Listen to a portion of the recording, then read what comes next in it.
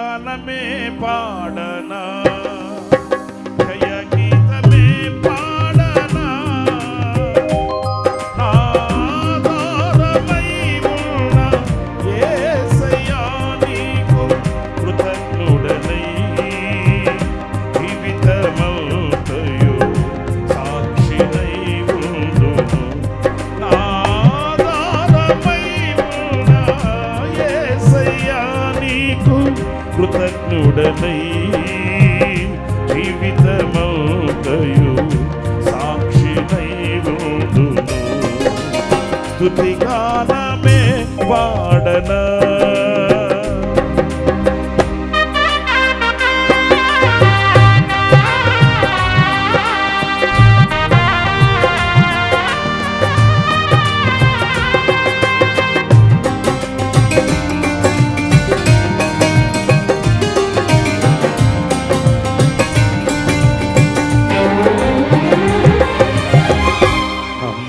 నమ్మదగినవి నీ న్యాయ విధులు, వెలిమి బంగారు కంటే ఎంతో కోరదగినవి. నమ్మదగినవి నీ న్యాయ విధులు, వెలిమి బంగారు కంటే ఎంతో కోరదగినవి. ధర్మాసనము నా హృదయములో స్థాపించబడి ఉన్నది, పరిశుద్ధాత్మునిచే. ఈ ధర్మాసనము నా హృదయములో స్థాపించబడి ఉన్నది, పరిశుద్ధాత్మునిచే. స్తుతిగానమే పాడనా, జయ గీతమే పాడనా, స్తుతిగానమే పాడనా, జయ గీతమే పాడనా, ఆధారమై ఉన్న యేసయ్యా నీకు కృతజ్ఞుడనై జీవితమంతయు సాక్షినై ఉండును. ఆధారమై ఉన్న యేసయ్యా నీకు కృతజ్ఞుడనై జీవితమంతయు సాక్షినై ఉండును. స్తుతిగానమే పాడనా.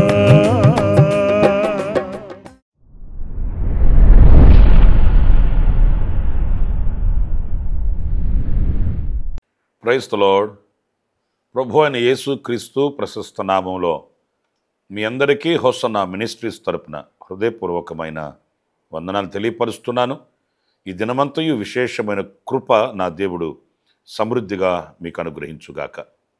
ప్రియులారా, ప్రభు నేటి వరకు ఆరోగ్యకరమైన సురక్షితమైన రెక్కల నీడలో మనల్ని దాచి, ఏ కొదువ లేకుండా మనల్ని పోషించి, ఏ కీడు బలహీనతలు మన దరికి రానివ్వకుండా ఆయన తన యధలో మధ్యలో మనల్ని ఉంచుకొని పోషిస్తూ ఉన్న పరలోకపు తండ్రి, ఆయన నామం స్తుతింపబడునుగాక. ఆయనకే సర్వ ఘనత మహిమ ప్రభావములు కలుగుగాక. ఈ పూట పరిశుద్ధ గ్రంథంలో నుంచి ఓ శ్రేష్టమైన చక్కటి మాట కొంతసేపు మనం ధ్యానించుకుందాము.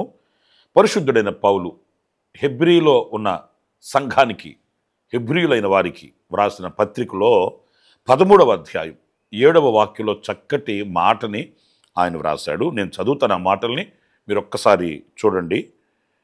మీకు దేవుని వాక్యము బోధించి మీపైని నాయకులుగా ఉన్నవారిని జ్ఞాపకము చేసుకొని వారి ప్రవర్తన ఫలమును అంతము వరకు నడుచుకొనిన రీతిని శ్రద్ధగా తలంచుకొనుచు వారి విశ్వాసమును అనుసరించుడి. చాలా చక్కటి మాట. ఇందులో అనేక విషయాలు పొందుపరచబడి ఉన్నాయి. అనేక విషయాలు మనం నేర్చుకోవాలి. మనకి ఎందుకో కానీ నేర్చుకొనవలసిన విషయాల్ని నేర్చుకొనము, నేర్చుకోకూడని విషయాల్ని చాలా శ్రద్ధగా నేర్చుకుంటుంటాం. అంటే నేర్చుకొనవి కూడా ఉంటాయా అని అంటే ఉంటాయండి. కానీ నేర్చుకొనవలసిన వాటిల మీద శ్రద్ధ నిలిపి వాటిని నేర్చుకున్నప్పుడు వాటిని అనుసరించినప్పుడు, వాటిని వెంబడించినప్పుడు, వాటిని అన్వయించుకున్నప్పుడు కలిగే శ్రేష్టమైన దీవెనలు ఉన్నతంగా మనకు కనిపిస్తాయి. ఈ పత్రికలో పరిశుద్ధుడైన పౌలు సంఘానికి రాస్తున్న మాటలు ఇవి. సమాజంలో ఉన్నవారికి కాదు, ప్రభువుని ఎరుగని వారికి కాదండి, సంఘ సభ్యులైన వారికి, సంఘంలో ఉన్న విశ్వాసులైన వారికి రాస్తున్న చక్కటి మాట. అదేంటంటే, మీకు దేవుని వాక్యము బోధించి మీ పైని నాయకులుగా ఉన్నవారిని జ్ఞాపకము చేసుకొని వారి ప్రవర్తన ఫలమును అంతము వరకు నడుచుకొనిన రీతిని శ్రద్ధగా తలంచుకొని వారి విశ్వాసమును మనము అనుసరించాలి. వారు ఎలా విశ్వసించారు, ఎలా విజయాన్ని చూశారు, ఎలా వారు ఓర్పు, నేర్పు, సహనం కలిగి ముందుకు వెళ్ళారు. చాలామంది ఏమంటారంటే, నాకు ఎవరితో పని లేదండి, నేను ఎవరిని పట్టించుకోవాల్సిన అవసరం లేదండి. ఇలా అహంకారపు, గర్వపు మాటలు మన నోట రాకూడదండి. నాకు ఎవరితో పని లేదు, నేను ఎవరిని పట్టించుకోవాల్సిన విషయం లేదు, నేను డైరెక్ట్గా దేవునితో మాట్లాడతాను, ఏదైనా ఉంటే నేను డైరెక్ట్గా దేవునితోనే, ఇట్లాంటి మాటలు అవి పోకిరి మాటలుగా పరిగణింపబడతాయి. ఇక్కడ మన పైని నాయకులుగా ఉన్నవారిని, మనకు దేవుని వాక్యాన్ని బోధించుచున్న వారిని శ్రద్ధగా మీరు ఆలకించి, శ్రద్ధగా వారిని పరిశీలించి, వారి విశ్వాసమును మీరు వెంబడించాలి, అనుసరించాలి. చూడండి, నాయకులైన వారిని కొందరిని మీ ఎదుటి పెడతాను. ఈ పూటకి ఒక్క వ్యక్తిని మీకు నేను జ్ఞాపకం చేస్తాను. మోషేని గురించి మనం పరిశుద్ధ గ్రంథంలో మనం చూసినప్పుడు ఆయన ఒక నాయకుడు కదా, మరి ఆయనలో మనం నేర్చుకోవలసిన చక్కటి అనుభవాలు కొన్ని ఉన్నాయండి. ప్రప్రథమంగా నేను మీకు జ్ఞాపకం చేస్తాను. సంఖ్యాకాండం 12వ అధ్యాయము 3వ వాక్యాన్ని చదివినప్పుడు శ్రేష్టమైన మాట అందులో మనకు కనిపిస్తుంది. యెహోవా ఆ మాట వినెను, మోషే భూమి మీదనున్న వారందరిలో మిక్కిలి సాత్వికుడు. ప్రియ సహోదరులారా, చూసారండి, మోషేని గురించి మనం మొట్టమొదట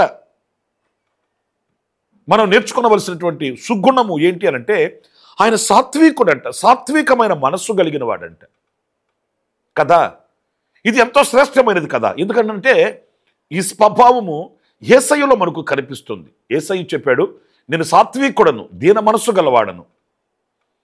ఆయనలో ఉన్న గుణాన్ని, ఆయనలో ఉన్న సాత్వికాన్ని, ఆయనలో ఉన్న ఆ మంచి మనస్సుని మోషేలో మనం చూస్తామండి. ఆయన దేవుడు, మన జీవులము, లేకపోతే ఆయన దేవుడు, మనం నరులము, మనుషులము. ఆయన మనసు మనకి ఎలా వస్తుందండి అని కాదండి. ఆ దైవ మనస్సుని, ఆ దైవ స్వభావాన్ని ఒక వ్యక్తి కలిగి ఉన్నాడు. ఏదో వ్రాతపూర్వకంగా వ్రాసిన మాటలు కాదు, లేకపోతే ఇరుగు పొరుగు వాళ్ళు, పక్కింటోళ్ళు, వెనకింటోళ్ళు, ముందింటోళ్ళు, లేకపోతే రక్త సంబంధికులు, ఆప్తులైన వాళ్ళు, ఆత్మీయులైన వాళ్ళు, స్నేహితులైన వాళ్ళు, శ్రేయోభిలాషులు పలికిన మాటలు కావు ఇవి. సాక్షాత్తు దేవుడే. మోషే సాత్వికం కలిగిన మనస్సు కలిగిన వాడంట. అంటే ఒక నాయకునిలో, ఒక సేవకునిలో మనం గుర్తించవలసిన ఆ గుణం చూడండి, సాత్వికం. పొగరబోతు మాటలు కానివ్వండి, అహంకారపు మాటలు కానివ్వండి, లేకపోతే నాకేంటి అని నేను నేను నేను అనే తత్వం కానివ్వండి, ఇవి దైవ సంబంధమైనవి కానే కాదండి. ఎప్పుడైనా ఆ సాత్వికమైన మనస్సుని, ఆ మృదుత్వాన్ని, ఆ ప్రేమ అనురాగాన్ని, ఆ దేవునిలో ఉన్న అత్యున్నతమైన సహవాస సంబంధమైన ఆ విలువైన వాటిల్ని మనం కలిగిన విశ్వాస సంబంధమైన వ్యక్తులమై ఉండాలి. రెండవది, అలాంటి నాయకులమై, అలాంటి సేవకులమై కూడా ఉండాలి. ఈ సాత్వికమైన మనస్సు అది ఫలించడం ఒక ఫలభరితమైన అనుభవం అండి. ఈ రోజున చాలామంది ఏమనుకుంటున్నారంటే, ప్రభువుని నమ్ముకున్న తర్వాత మనం ఒక ప్రత్యేకంగా ఉండాలి, ప్రభువుని నమ్ముకున్న తర్వాత మన మాట ఇలా ఉండాలి, అలా ఉండాలి అని అరువుకు తెచ్చుకున్నట్లు, అద్దెకి తెచ్చుకున్నట్లుగా ఒక ప్రవర్తనని, వారిది కానీ నేర్చుకొనని దానిని అవలంబిస్తున్నారండి.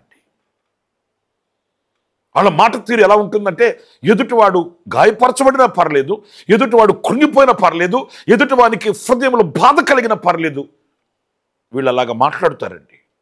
ఎందుకు మాట్లాడతారు అని అంటే, మేము ప్రభువుని నమ్ముకున్నాం అని చెప్తారు. అందరూ కాదండి, కొందరు సంగతి చెప్తున్నాను. కొందరు ప్రభువుని నమ్ముకున్న తర్వాత ఇంకెవరితో మాట్లాడరు, ఎవరితో చెలిమి కలిగి ఉండరు, ఎవరితో సహవాసం కలిగి ఉండరు. ఏమంటే, మేము ప్రభువుని నమ్ముకున్నామండి అని చెప్తారు. మరి ప్రభు ఎవరితో సహవాసం చేశాడు? ప్రభు ఎవరిని తనతో పెట్టుకొని తిరిగాడు, ఎవరి కొరకే లోకానికి దిగి వచ్చాడు. ఇవన్నీ మనం నేర్చుకోవలసిన ఆధ్యాత్మికమైన విలువలండి. సాత్వికమైన మనస్సు ప్రేమను పుష్పింపచేస్తుంది. సాత్వికమైన మనసు దయాగుణాన్ని ప్రత్యక్షపరుస్తుంది. మోషే చరిత్రలో మీరు చూడండి, అహరోను మిర్యాములు అతని మీద విరుచుకుపడ్డారు. వాళ్ళు విరుచుకుపడేది కూడా కాకుండా ప్రజల యొక్క మనసులలో చేదు బీజాలు విత్తారండి, చేదు విత్తనాలు విత్తారండి. ఏం నీతోనే చెప్పాడా దేవుడు? మాతో చెప్పలేదా? మాకు పిలుపు లేదా? మాకు దర్శనం లేదా? మేము పిలువబడిన వారం కదా, మేము సావుకులం కదా అన్నట్లుగా విరుచుకుపడ్డారు. ఒకవేళ మోషే మౌనంగా ఉన్నప్పటికీ దేవుడు మౌనంగా ఉన్నాడండి, దేవుడు కలుగు చేసుకున్నాడు. కానీ మోషే యొక్క సాత్వికమైన మనసు చూడండి, తన మీద విరుచుకుపడి ప్రజల మీద అతని మీద చెడుగా ప్రచారం చేసినప్పటికీ కూడా మరలా మోషే చేతులెత్తి ప్రార్థన చేస్తున్నాడు. నైనా వారిని కనికరించు, కటాక్షించు, ఆ శిక్షను వారి యొద్ద నుంచి తప్పించు. ఆ మనస్సు చూడండి. నా ప్రియమైన సహోదరులరా, ఇదిగో వాక్యం అంటుంది, ఇలాంటి అనుభవాల్ని మనం అనుసరించాలట, ఆ నాయకులైన వారిని వెంబడించాలట. దేవుని వాక్యమును మనకు బోధించే మన పైన ఉన్న నాయకులను వారిని జ్ఞాపకం చేసుకోవాలట. సంఖ్యాకాండం 12వ అధ్యాయం 7వ వాక్యంలో వ్రాయబడిన మాట నేను చదువుతున్నానండి. అతడు నా ఇల్లంతటిలో నమ్మకమైన వాడు. మోషేని గురించి వ్రాయబడిన మాటలు చూడండి, నా ఇల్లంతటిలో నమ్మకమైన వాడు. ఇది చాలా శ్రేష్టమైన అనుభూతి, నమ్మకత్వం అనేది. ఎందుకంటే నమ్మకమైన వారికి మెండుగా దీవెనలు కలుగుతాయి. నమ్మకమైన వారిని ఆయన దృష్టిస్తాడు, నమ్మకమైన వారిని ప్రమోట్ చేస్తాడు, ఉన్నత స్థితికి తీసుకుని వెళ్తాడు. బలా నమ్మకమైన మంచి దాసుడా, నువ్వు అనేకమైన వాటి మీద నువ్వు అధికారిగా ఉంటావని దేవుని ఆశీర్వాదం మనం చూస్తామండి. కొద్దిగా ఇచ్చిన, అనేకంగా ఎక్కువగా ఇచ్చిన ఆ ఇవ్వబడిన వాటిలో నమ్మకంగా ఉండడం. నాకు ఇంతే ఇచ్చారు అని కాదు, ఇచ్చిన దానిలో ఎలా ఉన్నాము. నాకు అంత ఇచ్చారని ఉప్పొంగిపోవడం కాదు, ఇచ్చిన వాటిలో ఎలా ఉన్నాము. కొద్దిగా ఇచ్చినా ఎక్కువగా ఇచ్చిన వాని సామర్థ్యత కొలది ఆయన పంచుతాడు, ఆయన అనుగ్రహిస్తాడు. అయితే ఆ ఇచ్చిన అనుగ్రహింపబడిన వాటిల్లో మనం ఎలా ఉన్నాము? నమ్మకంగానే ఉన్నామా? 2 తలాంతులు ఇవ్వవచ్చు, 1 తలాంతే ఇవ్వవచ్చు, 5 తలాంతులు ఇవ్వవచ్చు. 5 ఇచ్చినవాడు 5 నమ్మకంగా ఉండాలి, 2 ఇచ్చినవాడు 2 నమ్మకంగా ఉండాలి, 1 పొందుకున్నవాడు కూడా ఆ 1 దానిలో నమ్మకంగా ఉండాలి. అంతేగాని నాకు 1 ఇచ్చారు వాళ్ళకి 4 ఇచ్చాడు అంటే వాళ్ళ సామర్థ్యత. నీకు ఇవ్వబడిన దానిలో, మనకి ఇవ్వబడిన దానిలో మనం ఎంతవరకు నమ్మకంగా ఉన్నాము అనేది దేవుడు మన హృదయ పరిశీలన చేస్తాడండి. మోషే దేవుని ఇల్లంతటిలో, నేను ఒక్క మాట మీతో చెప్తాను, దేవుని ఇల్లంతటిని మోషేకి ఎందుకు అప్పగించాడు? అది దేవుని ఇల్లు కదా. మరి ఆ దేవుని ఇంటిని మోషేకి ఎందుకు అప్పగించాడు అని అంటే, ఆ ఇంటి మీద అంత నమ్మకం కలిగిన వాడని మోషే మీద నమ్మకం పెట్టుకున్నాడు దేవుడు. మరి ఆ నమ్మకాన్ని వమ్ము చేశాడా మోషే? లేదు. ఆ నమ్మకాన్ని పోగొట్టుకున్నాడా మోషే? లేదు. ఆ నమ్మకమైన దాసునిగా మోషే పిలువబడ్డాడు, నమ్మకమైన సేవకునిగా మోషే పరిగణింపబడ్డాడు. నా ప్రియమైన సహోదరులారా, ఆ నమ్మకం ఎంత దీవెనో, ఆ నమ్మకం ఎంత ఆశీర్వాదానికి మనం తీసుకుని వెళుతుందో. ఈ రోజున మనం విశ్వాస జీవితంలో మనం అవలంబించవలసినవి, మన పైన ఉన్న నాయకుని యొక్క అడుగుజాడల యందు మనం నేర్చుకోవలసినవి, వెంబడించవలసినవి. మనకి ఇవ్వబడిన కుటుంబాలే కానీ, మనకి ఇవ్వబడిన వ్యాపారాలే కానీ, మన చేతిలో ఉన్న చేతి పనులే కానీ, లేకపోతే మనకి ఇవ్వబడిన సంపదే కానీ, ఇవన్నీ కూడా దేవుని ఎదుట మనం కనపరచవలసినవి, దేవుని ఎదుట మనం చూపించవలసినవి. పెండ్లి విందులో కూర్చుని ఉన్నాడు ఒక సహోదరుడు. ఆయన వచ్చాడు, చూశాడు, పెళ్లి వస్త్రం లేకుండా ఉన్నాడు. సహోదరుడా, నీ పెళ్లి వస్త్రం ఏది అని అంటే, లేదు, పోగొట్టుకున్నాడు. ఒక్క మాట మీరు మరోలా భావించకండి. దేవుడు అడగడు అని మనం అనుకుంటామా? దేవుడు పట్టించుకోడు అని మనం భ్రమపడుతున్నామా? దేవుడు మనల్ని ఆ రీతిగా ఎదురు కాడు, లేకపోతే అలా ప్రశ్నించడు అని మనం మోసపోతున్నామా? అడుగుతాడు. నీకు ఇవ్వబడిన ప్రతి దానిని బట్టి అడుగుతాడు. నీ పెండ్లి వస్త్రం ఏది అని అడిగితే లేదు. ఏమయ్యాడు? బయటికి వెళ్ళాడు, వెలుపడి చీకటికి వెళ్ళాడు. ఒకవేళ దేవుడు ఇవ్వకపోతే అతను చెప్పొచ్చు కదా, యజమానుడా నువ్వు నాకు ఇవ్వలేదు కదా, ఇవ్వందని అడుగుతున్నావేంటి అని అనాలి కదా. లేదు లేదు, యజమానుడు అనుగ్రహించాడు, దేవుడు ఇచ్చాడు, ఇచ్చిన దాన్ని పోగొట్టుకున్నాడు. అలా అనుకుంటే ఈ రోజున మనం పోగొట్టుకునే వాటిని ఎన్నింటిని గుర్తించాలి? దేవుడు ఈ రోజున మనల్ని అడిగితే దానికి ఏమని లెక్క చెప్పగలం? దేవుడు మనకి ఏది ఇచ్చినప్పటికీ దానిని కాచుకోవలసిన గురుతర బాధ్యత మన మీద ఉంటుందండి. దేవుడు నీ చేతికి ఇచ్చినా, దేవుడినికి అనుగ్రహించినా ప్రతిదీ కూడా దేవుడు లెక్క అడుగుతాడు.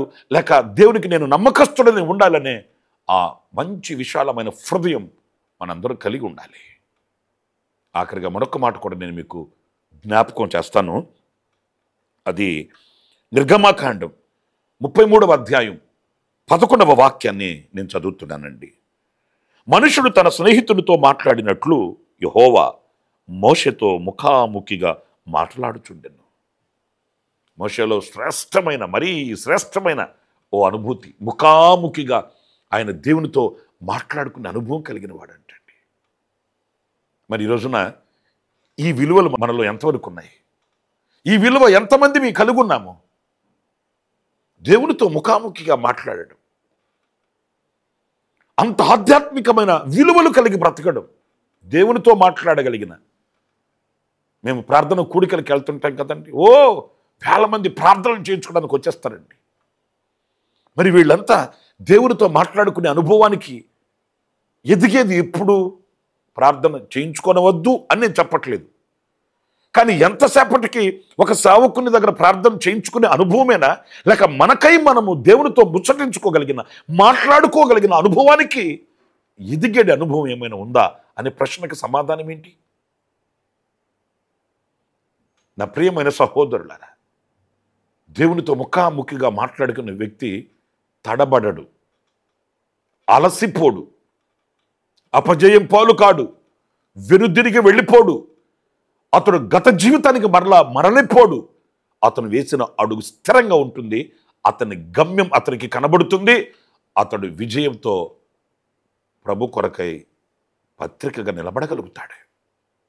ఎప్పుడు ముఖాముఖిగా దేవునితో మాట్లాడుకోగలిగిన, దేవునితో సంభాషించుకోగలిగిన, దేవునితో అనుబంధం కలిగి ఉన్నప్పుడు. చాలామందిని మనం చూస్తుంటామండి, వారు చేసే ప్రతిదీ కూడా సఫలమవుతుంటుంది, వాళ్ళు ఆలోచించే ప్రతి ఆలోచన కార్యసాధకం అవుతుంటుంది, మంచి ఫలములు రాబడి కలుగుతుంది, మంచి శ్రేష్టమైనటువంటి కార్యాలు మనం వాళ్ళలో చూడగలుగుతామండి. ఎందుకంటే వాళ్ళు వాళ్ళ ఆలోచనానుసారంగా చేసేవి కావవి, దేవునిని అడిగి దేవుని ఆలోచనానుసారంగా వేసిన అడుగు కనుక అందులో మంచి రాబడి కలుగుతుంది, మంచి ఫలము కలుగుతుంది. నాకు చాలామంది తెలుసండి, వాళ్ళు చేసిందల్లా మంచి ఫలితం ఉంటుంది. ఆ కుటుంబాలే కానీ వారు కానీ ఎప్పుడు మొక్కల్లాగా ఎదుగుతుంటారు, ఆనందిస్తుంటారు.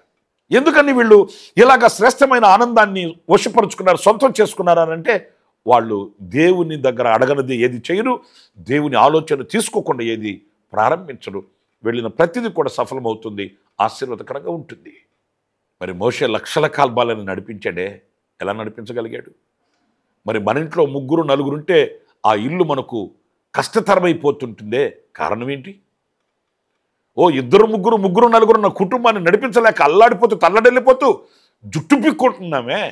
మరి మోషే లక్షల కాల్బాలను ఎలా నడిపించాడు? ఆయన దేవునితో అనుబంధం కలిగిన వాడు, దేవునితో సంబంధం కలిగిన వాడు, దేవునితో మాట్లాడేవాడు. మరి మనము అలాంటి అనుభూతిని అనుభవించాలంటే దేవునికి మనకు అలాంటి అనుబంధం, సత్సంబంధం స్థిరపరచబడాలి. అలాంటి విషయాల్లో మనం చురుకుగా ఉండాలి. మీరు మరోలా భావించొద్దు, మీరు బాధపడకండి, నేను ఇలా అంటున్నానని. ఈరోజు దేవునితో గడిపే సమయం ఎంత? దేవునితో మనం వేసే అడుగులు ఎంతవరకు? మనం స్నేహితులతో, మనకు మెచ్చిన వాళ్ళతో తెగ మాట్లాడుతుంటాం, వాళ్ళతో అన్ని విషయాలు షేర్ చేసుకుంటుంటాం. కానీ దేవునితో మనకున్న ఆ అనుబంధం ఎలా ఉంటుంది? ఏదో చుట్టం చూపులాగా ఆదివారం వెళ్ళి హాయ్ బాయ్ అన్నట్లుగా పలకరించుకొని వచ్చేసే అనుబంధమా, లేక ముఖాముఖిగా దేవునితో మాట్లాడే అనుబంధమా? మీరు పరిశీలించుకోండి, మీరు పరీక్షించుకోండి. మనకు వాక్యము బోధించండి. మనపై నాయకులుగా ఉన్నవారిని మనం జ్ఞాపకం చేసుకోవాలి. వారి విశ్వాసాన్ని మనం వెంటాడాలి. ఏంటి వారిలో ఉన్న అనుభవాలు? మోషే జీవితంలో 3 అనుభవాలు చెప్తూ వచ్చాను. మోషే సాత్వికుడు, మోషే నమ్మకమైన వాడు, మోషే దేవునితో ముఖాముఖిగా మాట్లాడే వ్యక్తి. ఇలాంటి అనుభవాల కొరకు మనం ప్రార్థన చేసుకుందాము. దేవుడు అలాగ కృపను అనుగ్రహించుగాక. జీవాధిపతి అయిన ప్రభువా మీకు వందనాలనైనా. మహోన్నతుడా, ఇదిగో నాయకులుగా ఉన్నవారిని, బోధకులుగా ఉన్నవారిని మేము జ్ఞాపకం చేసుకుంటున్నాము. మోషే జీవితంలో ఉన్న అనుభవాల్ని ప్రభు ఒక్కొక్కటిగా మేము ధ్యానించుకుంటూ వచ్చాము. సర్వకృపానిధియగు ప్రభువా, ఇలాంటి అనుభవాలు మాకు కూడా మీరు అనుగ్రహించండి. ఇలాంటి వివేకాన్ని మీరు మాకు ప్రసాదించండి. మోషే సాత్వికుడై ఉన్నట్లుగా సాత్వికమైన మనస్సు, అలాంటి మంచి ఫలములు కలిగి ఉండడానికి సహాయం చేయమని వేడుకొనుచున్నాను. అది మీ మనస్సు. మీరు సాత్వికులై ఉన్నట్లు మేము కూడా అలాంటి మనస్సుని కలిగి ఉండడానికి కృప చూపించమని వేడుకొనుచున్నాను. నమ్మకస్తుడై ఉన్నాడు మీ ఇంటి మీద. అలాంటి నమ్మకాన్ని కూడా మీరు మాకు అనుగ్రహించండి. అలాంటి మంచి జ్ఞాన సంపదను మీరు మాకు అనుగ్రహించమని వేడుకొనుచున్నాను. ప్రభు, మీతో ముచ్చటించుకుని మాట్లాడి మీ సన్నిధిలో గడిపెడి వ్యక్తులుగా మేము ఆయుత్తపరచబడినట్లు, మాలచబడినట్లుగా కార్యం చేయమని మమ్మల్ని ఒక్కొక్కరిని మీ చేతులకు సమర్పిస్తున్నాను. ఈ ప్రార్థనలో ఏకీభవించిన ప్రతి కుటుంబాన్ని మీ చేతులకు సమర్పిస్తున్నాను. వారిని, వారి కుటుంబాలను, వారిని, వారి చేతి పనులు, వ్యాపారాలు, ఉద్యోగాలు, చదువుల రంగం ఒక్కొక్కటి మీ చేతులకు సమర్పిస్తున్నాను. దీవించి ఆశీర్వదించి ఇలాంటి మంచి అవలక్షణములను మేము అలవర్చుకోవడానికి కృపను అనుగ్రహించమని నన్ను, మమ్మల్ని మీ చేతులకు అప్పగించుకుంటూ ఈ అనుదిన కృప చేత మీరు మమ్మల్ని దర్శించుచున్నందుకు స్తుతి చెల్లిస్తూ యేసు నామములో ప్రార్థన చేసి వేడుకొనుచున్నాను తండ్రి. Amen, amen. ప్రభు మిమ్మల్ని ఆశీర్వదించి దీవించునుగాక. ఈ దినమంతా విశేషమైన కృప నా దేవుడు మీ అందరికీ అనుగ్రహించుగాక. ఆమెన్. అనుదిన కృపాను సందేశముల కొరకు, ఇంకా మరిన్ని ఆత్మ సంబంధమైన సందేశాల కొరకు ఈ మా యూట్యూబ్ ఛానల్ ను సబ్స్క్రైబ్ చేసుకోండి. Pastor Ramesh hosanna ministries.